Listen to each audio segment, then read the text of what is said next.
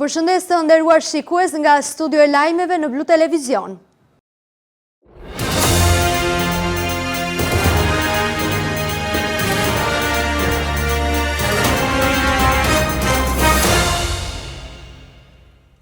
Pushimet në Ksamil do të ishin të fundit për turistin portugez Miguel Mendes, i cili u vra këtë mëngjes nga truproja i Beach Barit Principotes, një konflikti i dyshuar për një vajzë me truprojën e lokalit Sokrat Vatën, përshkallëzoi deri në vrasjen e 20 vjeçarit. Vata është kapur pas 5 orësh në Levan të Fierit në bagazhin e një makine ku shoferja 31 vjeçare dhe pasagjeri 38 vjeçar ishin turq.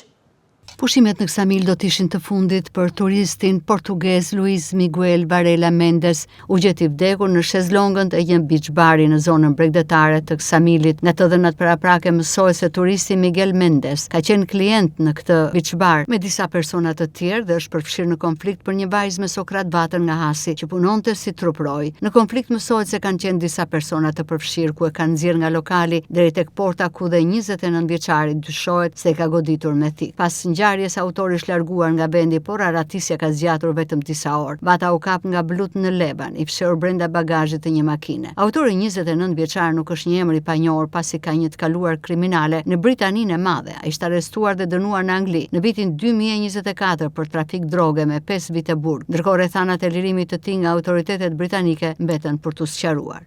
Sipas policisë, grupi hetimor ndodhet në vendngjarje dhe në drejtimin e prokurorisë, po punon për zbardhjen e rrethanave dhe dokumentimin e plot ligjor të ngjarjes. 4 persona kanë pësuar djegje në trup si pasojë e një shpërthimi të ndodhur në Porto Palermo, ku dyshohet se një rrjedhje benzine ka shkaktuar përfshirjen e flakëve të motorit të një skafi. Mësohet se ngjarja ka ndodhur në momentin kur personat po punonin për riparimin e motorit të skafit. 4 persona kanë pësuar djegje si pasojë e shpërthimit të motorit të skafit ndërsa ishin duke riparuar. Ngjarja është regjistruar në Porto Palermo, ndërsa personat janë dërguar fillimisht në spitalin e Imarës. 2 prej tyre në gjendje më të rënduar janë dërguar fillimisht në spitalin e Vlorës dhe më pas drejt Tiranës për ndihmë të specializuar mjekësore. Sipas policisë, dyshohet se ngjarja ka qenë aksidentale, megjithatë janë duke u kryer edhe hetime tërkatëse. 4 persona kanë pësuar djegje në trup si pasojë e një shpërthimi të ndodhur në Porto Palermo, ku dyshohet se një rrjedhje benzine ka shkaktuar përfshirje në flak të motorit të një skafi. Sipas informacioneve paraprake, ngjarja ka ndodhur në momentin kur personat po punonin për riparimin e motorit të skafit. Në rrethana ende të paqarta motori është përfshirë nga flakët dhe më pas ka ndodhur shpërthimi, duke shkaktuar dëmtime te 4 personat që ndodheshin pranë mjetit. 2 prej të dëmtuarve kanë pësuar djegje të shumta në pjesë të ndryshme të trupit dhe për shkak të gjendjes së tyre janë nisur drejt Tiranës për të marrë ndihmë më të specializuar. 2 personat e tjerë raportohet se kanë pësuar dëmtime më të lehta dhe ndodhen në gjendje më të stabilizuar. Një prej personave të plagosur rrëfen edhe dinamikën e ngjarjes.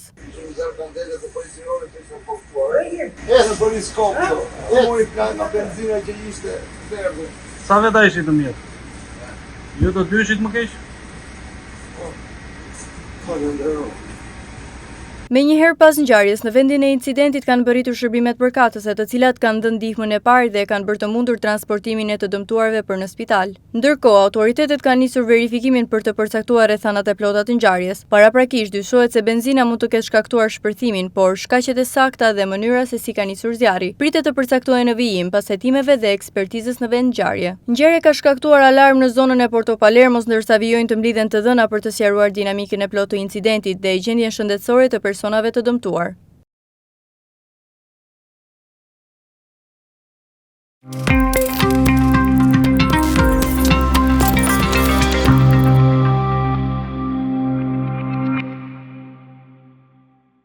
Vlora vijon ende të jetë destinacioni i pushimeve low cost, jo vetëm për turistët e huaj, por edhe për pushues vendas që qëndrojnë në Bregdet dhe shpenzojnë pak. Sipas pushuesve, çmimet në bare, darkat në restorante nuk i përballojnë dot me pagat dhe pensionet që kanë, ndaj vendosin që të pushojnë në këtë mënyrë. Vlora vijon ende të jetë destinacioni i pushimeve low cost, jo vetëm turistët e huaj, por edhe pushues vendas dhe qytetarë të Vlorës që qëndrojnë në Bregdet dhe shpenzojnë pak. Kjo për shkak të çmimeve të larta që i detyrojnë, siç tregojnë edhe vet ata, të marrin një shtëpi me qira dhe të gatuajnë në të, ndërsa plazhin ta bëjnë në hapësirat publike. Pushuesit thonë se çmimet në bare, darkat në restorante nuk I përballojnë dot me pagat dhe pensionet që kanë, ndaj vendosin që të pushojnë në këtë mënyrë. Sipas tyre do të donin që çmimet të ishin më të ulta, por ndërkohë ato vetëm rriten. Pushuesit thonë se për çmimet duhet të ketë sigurisht kontroll. Dita e parë e plazhit? Dita e parë, po. I lumtur shumë në rast. Çfarë përshtypje ke për Vlorën? E bukur, e mirë, edhe mitpritse. Si kemi provu akoma, sa kemi ardhur, në shofi. Ke ardhur me çadrën tuaj? Po, se them dot, mirë duket dhe kaq. Sipas xhepit. Kalon në Vlorë me pushimet? Po, shumë mirë. Sa ditë ke që ke bërë plazh? Kam një 15 ditë. 15 ditë? 15 ditë. Vlora gjithnjë e bukur po bëhet. Deti shumë I pasur. Si vjet deti vërtet është më I pasur se vjetja, sepse derdhëshim me Torino, po si vjet është më mirë. Po çmimet si janë? Çmimet neve kemi ham vetë kështu me gatuar. Është e vështirë të vesh në restorantet e Vlorës, që mund të vesh çdo ditë në restorante, është e papërballueshme? Është e papërballueshme. Është e papërballueshme. Të vajtur çdo ditë, jo. Jo, s'ka ndonjë. Nuk mund të them gjë sepse nuk I di çmim, si mbaj mend çmimet e kaluara. Këtë vit ka qenë plera e gjallë, sezoni shumë I mirë. I qetë, I mirë, I pasur, turista plot. Edhe lonjatët janë treguar të mirë me njerëzit, të respektueshëm. Çmimet aty janë. Tirana se ka më të lira se Vlora. Çmimet këtë sezon veror krahasuar me një vit më parë në bare, restorante, por edhe në njësi të tjera biznesi kanë pësuar një rritje nga 10 deri në 15%, ndërkohë që rritja e çmimeve nga viti në vit konsiderohet si dëmtuese sektorit të turizmit në uljen e numrit të pushuesve këtë verë. Kryetari I Bashkisë së Imarës, Vangel Tavo për Blu Televizion, ka sqaruar se muzika në ambientet e ndryshme të qytetit dhe zona turistike mund të vijojnë në nivele maksimale deri në orën 8 të mbrëmjes. Pas këtij orari, muzika nuk ndalohet, por duhet të respektohen rregullat për nivelin e zhurmës, në mënyrë që të mos kthehet në shqetësim për komunitetin dhe turistët. Muzika në ambientet e shërbimit dhe argëtimit në Imar do të vijojë të lejohet gjatë sezonit turistik, por duke respektuar orare dhe kufizimet e përcaktuara me ligj. Qëllimi është që aktivitetet muzikore të zhvillohen pa krijuar ndotje akustike dhe pa cënuar qetësinë e pushuesve dhe banorëve. Kryetari I Bashkisë së Imarës, Vangel Tavo, në një intervistë për Blu Televizion, ka sqaruar se muzika në ambientet e ndryshme të qytetit dhe zonat historike mund të vijojë në nivele maksimale deri në orën 20. Pas këtij orari, muzika nuk ndalohet, por duhet të respektohen rregullat për nivelin e zhurmës në mënyrë që të mos kthehet në shqetësim për komunitetin dhe turistët. Sipas kryebashkiakut, vendimi I Këshillit Bashkiak është në përputhje me rregullat që zbatohen në zonat bregdetare dhe synon të vendosë një ekuilibër mes aktivitetit turistik, interesave të biznesit dhe të drejtës së banorëve dhe pushuesve për të shijuar qetësinë. Duhet të sqaroj diçka. Nuk është muzika deri në orën 9. Atëre, muzika është deri në orën 12 se kështu thot ligji. Kështu thot VKM-ja. Por, muzika e cila nuk shqetëson lokalin. Ju e dini që në Imar lokali është ngjitur I ndan vetëm, nuk është as mur, është një barierë, le ta quajmë me lule në shumicën e rasteve, pra ose pa barierë fare, pa ndarse fare. Kështu që secili lokal mund të vërë muzikën e vet. Por nuk mund të shqetësoj lokalin me muzikën që ka, sepse vetë klientët shqetësohen dhe normalisht kur krijohet një ndotje akustike, çfarë do bëj klienti? Do të çojë, do iki. Flas për restorantet. Për sa I përket beach bareve, ne kemi vendosur që muzika të jetë në nivelin e zhurmës maksimale deri në orën 8-9. Po mbas asaj nuk thot njeri që fikeni muzikën. Patjetër që do ketë muzikë, por të ketë muzikë në atë nivel që nuk shqetëson, sikurse e thash, klientin e një lokali tjetër. Ky është e qëllimi I vendimarrjes që bëm në Këshillin e Bashkisë.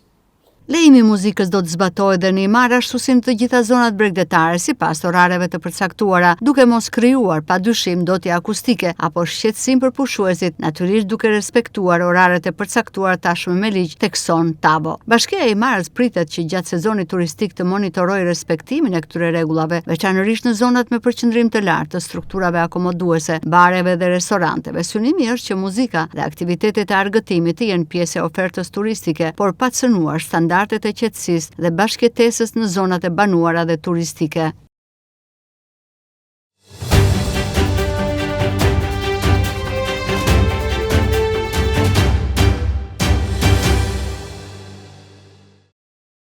Me 10 automjete parkohen çdo ditë përgjatë Bregdetit të Vlorës, duke u kthyer në një problem shqetësues për pushues vendas dhe të huaj. Mjetet vendosen pak metra larg vijës së detit dhe pranë çadrave, ndërsa janë rrezik për sigurinë e pushuesve, veçanërisht për fëmijët e vegjël që luajnë pranë bregut të detit. Ndërsa në 2-3 vitet e fundit plazh vjetër është tentuar të rikthehet vetëm pushuesve vendas apo të huaj, problematika duket se mbetet ende prezente. Kjo lidhet kryesisht me automjetet të cilat qarkullojnë përmes plazhit apo automjetet të cilat zënë hapësirën, të cilat mund të shfrytëzohen edhe nga pushuesit. Duket se një situatë e tillë na përsëritet edhe këtë sezon turistik, kryesisht në zonën e plazhit të vjetër, për të cilën ende nuk është gjetur një zgjidhje.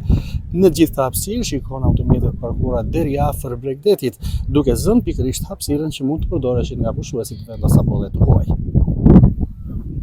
Me 10 automjete parkohen çdo ditë përgjatë Bregdetit të Vlorës, duke u kthyer në një problem shqetësues për pushuesit vendas dhe të huaj. Në shumë raste mjetet vendosen vetëm pak metra larg vijës së detit dhe shumë pranë çadrave. Prania e automjeteve në hapësirat e plazhit përbën edhe rrezik për sigurinë e pushuesve, veçanërisht për fëmijët e vegjël që lëvizin dhe luajnë pranë çadrave dhe bregut të detit. Në zonat bregdetare nevojitet përcaktimi i qartë i hapësirave të posaçme për parkim në mënyrë që automjetet të mos futen deri në vijën e parë të plazhit. Po ashtu, monitorimi i vazhdueshëm nga policia rrugore dhe ajo bashkiake mbetet i domosdoshëm për të parandaluar këtë fenomen. Policia rrugore dhe policia bashkiake kanë vendosur një sër masash administrative me gjob, ndërsa shumë prej automjeteve janë larguar nga Bregdeti. Por pavarësisht masave të marra, situata vijon të përsëritet. Numri i automjeteve që parkohen çdo ditë në Bregdet, madje edhe shumë pranë vijës së detit, mbetet i lartë, duke bërë të nevojshme shtimin e kontrolleve dhe marrjen e masave të vazhdueshme për garantimin e sigurisë së pushuesve. Fluksi i lëvizjeve në portin e Vlorës është rritur ndjeshëm gjatë ditëve të fundit, jo vetëm në hyrje, por edhe në dalje, kryesisht në drejtim të Italisë. Sipas drejtorit të portit të Vlorës, Valdet Bello, përgjatë këtij fluksi, strukturat portuale po marrin masa për të përballuar numrin e lartë të udhëtarëve dhe për të shmangur krijimin e radhëve të gjata. Fluksi lëvizjeve në portin e Vlorës është rritur ndjeshëm gjatë ditëve të fundit, jo vetëm në hyrje, por dhe në dalje, kryesisht në drejtim të Italisë, edhe pse është ende herët për të bërë një krahasim të plotë me vitet e kaluara. Të dhënat e ditëve të fundit tregojnë një trend në rritje të lëvizjes së pasagjerëve. Drejtori i portit të Vlorës, Valdet Bello, ka bërë të ditur se vetëm gjatë ditës së diel në dalje të portit janë regjistruar 800 deri 900 pasagjerë. Përballë këtij fluksi, strukturat portuale po marrin masa për të përballuar numrin e lartë të udhëtarëve dhe për të shmangur krijimin e radhëve të gjata. Bello thekson se po punohet me sportele të shtuara dhe personel të përforcuar, ndërsa bashkëpunimi me kapitenerinë e portit dhe institucionet e tjera vijon për menaxhimin sa më efikas të lëvizjeve, veçanërisht në ditët me fluks të lartë. Aktualisht nuk e kemi atë fluksin që është, domethënë, në ditët që kthehen, por kemi vërejtur një rritje të numrit. Ditën e në mos gaboj ditën e diel ka patur një rritje, diku tek 800-900 pasagjerë, të cilët kanë lëvizur, domethënë, nëpërmjet linjës tonë Brindisi, po. Ndërkohë me sa sporteleve punohet për të ardhur në ndihmë me migrantëve, shtetet dhe pasagjerëve turistë që udhëtojnë. Siç e kemi theksuar tani me pozicionimin e ri dhe planin e sigurisë që është implementuar në portin e Vlorës, po punohet me kapacitet të plot dhe është shtuar numri i sporteleve në 6. 6 të cilët duhet të theksuar se 4 nga këto sportele punojnë në 2 anët, duke çuar në 10 numrin e përpunimit të mjeteve që kalojnë në kufi, në pikën e kufirit. Dhe duket që është një ritëm më i shtuar, domethënë, edhe përpunimi është më i shpejtë dhe koha, domethënë, e përpunimit është më e zhvogluar. Këto masat deri në çfarë periudhe do të vijojnë?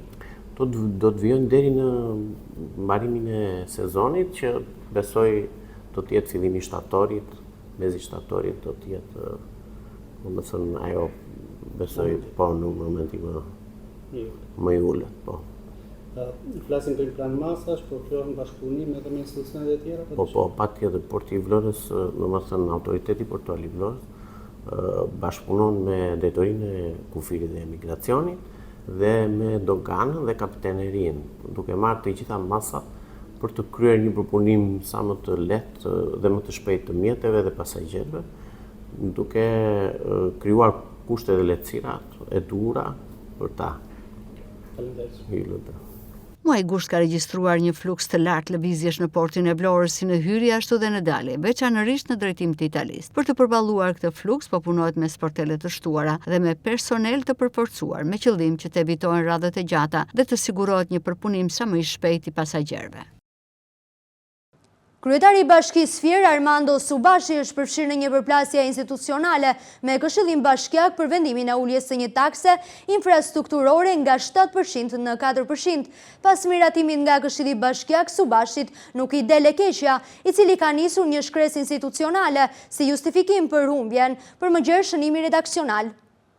Kryetari i Bashkisë Fier, Armando Subashi, është përfshirë në një përplasje institucionale me Këshillin Bashkiak, lidhur me vendimin për uljen e një takse infrastrukturore nga 7% në 4%. Këshilli Bashkiak e miratoi këtë ndryshim më 31 korrik 2026 me synim për të lehtësuar barrën fiskale dhe për të rritur investimet. Subashi tentoi ta kthente vendimin për rishqyrtim më 7 gusht, por prefektura e Qarkut Fier e ka vlerësuar aktin e Këshillit Bashkiak si plotësisht të ligjshëm. Prefekti Anduaj Gjindi në shkresën zyrtare për ligjshmërinë e vendimit thekson se administrata e bashkisë kishte një afat prej 20 ditësh pune për të reaguar. Sipas prefekturës, ky afat përfundoi pa një reagim nga ekzekutivi vendor, duke i hapur rrugë Këshillit Bashkiak për të vijuar me miratimin e nismës. Vendimi u miratua me një shumicë të konsiderueshme prej 32 votash, duke forcuar pozicionin e Këshillit në këtë përplasje. Në përgjigjen e tij të firmosur nga kryetari i Këshillit Bashkiak Fier, Mesi Bogdani, institucioni kundërshton argumentet e bashkisë dhe akuzon administratën për deformim të kronologjisë së procedurave. Sipas Këshillit, kjo sjellje ka penguar procesin dhe nuk mund të përdoret më pas si argument kundër vendimit të marrë. Një tjetër pikë e fortë e debatit lidhet me pasojat financiare të uljes së taksës. Subashi ka pretenduar se kalimi nga 7% në 4% do t'i shkaktonte buxhetit një deficit prej rreth 30.4 milion lekësh, kundrejt një plani vjetor prej 71 milion lekësh.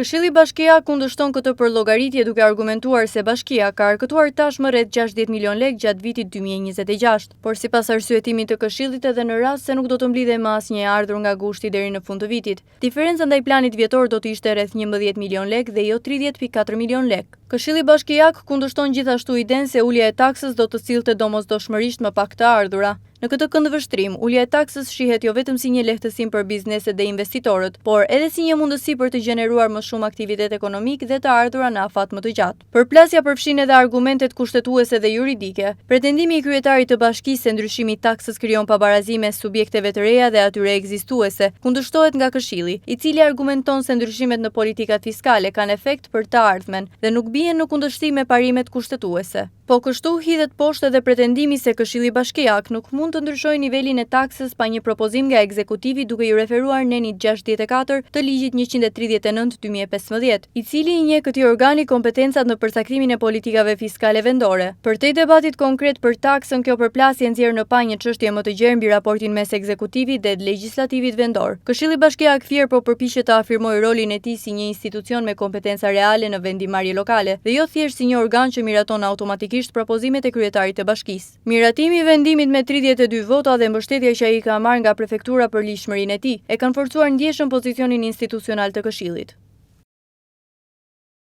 Temperaturat e nxehta të kësaj vere, fluks vizitash shëndetësore në urgjencën e Spitalit të Gjirokastrës, sipas mjekes Jona Leka, në urgjencën e Spitalit Omer Nishani janë rreth 70 raste në ditë që paraqiten pranë këtij spitali si shkak i komplikacioneve në amotin nxehtë i stinës, problemet kardiake apo pickimet nga insektet. Temperaturat e nxehta të motit të kësaj vere kanë rritur numrin e pacientëve me shqetësime shëndetësore që paraqiten në urgjencën e Spitalit të Gjirokastrës. Janë rreth 70 raste në ditë që paraqiten në këtë urgjencë si shkak i komplikacioneve nga moti i nxehtë i stinës, problemet kardiake si dhe pickimi nga insektet. Më shqetësuese janë raste dhe problematika shëndetësore që shkakton stina e nxehtë për fëmijët të moshuarit dhe të sëmurët kronik. Një fluks të konsiderueshëm vizitash gjatë verës ka përballuar dhe qendra shëndetësore turistike. E vendosur në zonën muzeale në këtë qendër janë kryer rreth 350 vizita mjekësore. Përfshirë dhe turistët janë asistuar nga bluzat e bardha gjatë stinës së verës. Kështu thot për Blu Televizion Jona Leka, përgjegjëse e urgjencës në Spitalin Omer Nishani Gjirokastër. Në këtë periudhë të vitit, urgjenca paraqet numrat më të lartë të ardhjes së pacientëve të regjistruar për vizita, por edhe për trajtim në spital. Numrat janë rreth 60-70 pacientë në ditë. Arsyeja e ardhjes në spitale është ndryshme. Kemi pafund shumë raste të cilat lidhen me problematika të zemrës, të trurit, dhe kjo është arsyeja kryesore e ardhes në spital, por kemi dhe motive të tjera ku numrat janë vërtet në rritje të infeksioneve të traktit tretës, gastroenteritet, pra pacientëve që paraqiten me barket, villa dhe temperaturë, por edhe të ftohjeve, mundësisht edhe që mund të jenë shpesh edhe nga ajri kondicionuar apo ajri freskët, siç janë ftohjet e rrugëve të frymarrjes. Traumat kanë qenë gjithashtu të pranishme, është momenti i turizmit, edhe aktivitetet e ndryshme të lidhura me turizmin bëjnë që edhe numri i traumave të jetë mjaft i lartë. Natyrisht është punuar me çdo pacient, pacientët kanë qenë jo vetëm shqiptar, por edhe të huaj. Është dhënë shërbimi pa diskriminim për cilindoj qytetar, por numrat vazhdojnë të jenë të lartë dhe prandaj u bë thirrje edhe qytetarëve që të jenë të kujdesshëm nga lloji ushqimit i konsumuar, nga qëndrimi në ajrin e kondicionuar. Sipas bruzave të bardha në qytetin e Gurt, kontrolli i vazhdueshëm shëndetësor do të evitonte komplikacionet mjekësore për popullatën gjatë stinës së verës. Është zhvilluar nata çame në Vlorë, aktiviteti konceptuar si një mbrëmje festive dhe kulturore, ku tradita çame u përsoll përmes muzikës, këngëve, valleve, artizanatit dhe gastronomisë tradicionale. Përmes kësaj veprimtarie, organizatorët synuan të ruajnë dhe promovojnë vlerat e trashëgimisë çame, duke i afruar ata me publikun vlonjat dhe vizitorët që ndodhen në qytetin bregdetar gjatë sezonit turistik.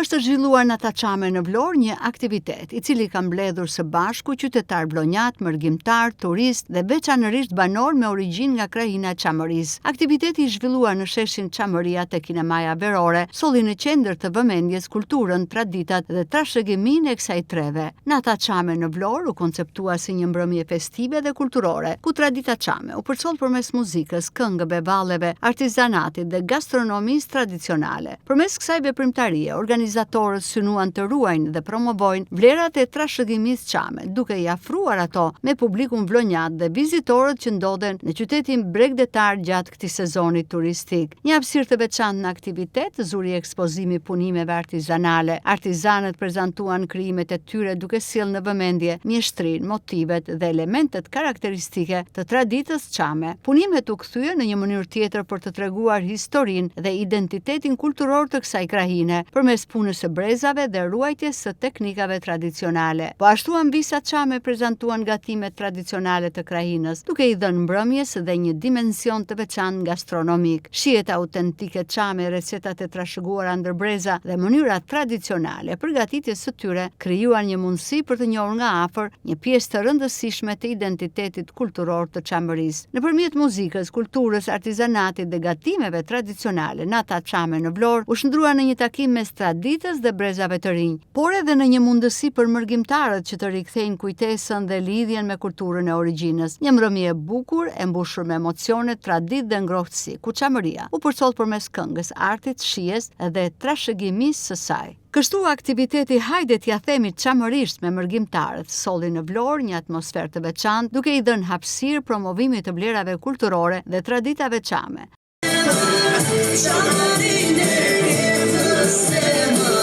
Hajde Çamëria, hopa, hajde Vlora e bukur.